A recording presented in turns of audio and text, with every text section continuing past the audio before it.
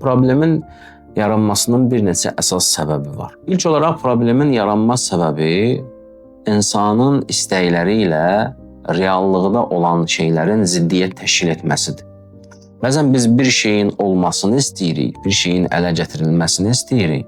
Amma fakt realda olan vəziyyət bizim istəyimizlə heç də üst-üstə düşmür, uyğunluq vermir. Məsələn, deyək ki, normalda əksər insanların istədiyi şey çox pul qazanmaqdır, zəngin olmaqdır. Amma hər zəngin olmaq arzusunda, istəyində olan bir şəxsin reallıqda yaşadığı vəziyyət o deyil. Yəni bir insan baxmayaraq ki, zəngin olmaq istəyir, amma normalda aldığı maaş yaxud da qazandığı pul onun istəkləri ilə uyğunluq vermir. Və uyğunluq vermədiyinə görə də artıq onun üçün bu məsələ bir problemə çevrilir. Misal olaraq və yaxud da bir insan sevilmək istəyir, amma ətrafda müxtəlif səbəblərdən o sevilmək istəyini, hissini ala bilmir. Müəyyən səbəblərdir. Və bu da həmin şəxsin nəzərində bir problemin yaranması olur. Bir maneənin və çətinliyin yaranması olur. Çünki problem dedik çətinlik və maneə mənasında.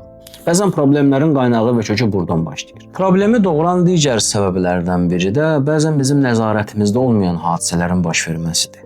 Yəni bizim həyatda nəzarət edə bilmədiyimiz, bizdən asılı olmayaraq baş verən hadisələr mövcuddur. Məsələn, təbii fəlakətlərin baş verməsi ola bilər və yaxud da müxtəlif təbiət hadisələrinin baş verməsi ola bilər. Məsələn, bu gün hər hansı bir yerə gedəcəkdim, bir işi görəcəkdim, dostlarımla əylənəcəkdim və yaxud da müxtəlif işlər görəcəkdim, yəni çölə çıxmaq vasitəsilə, amma yağış yağır və yaxud da hava küləkli olur və yaxud da qar yağır. İndi baxır şəraitə və vəziyyətə.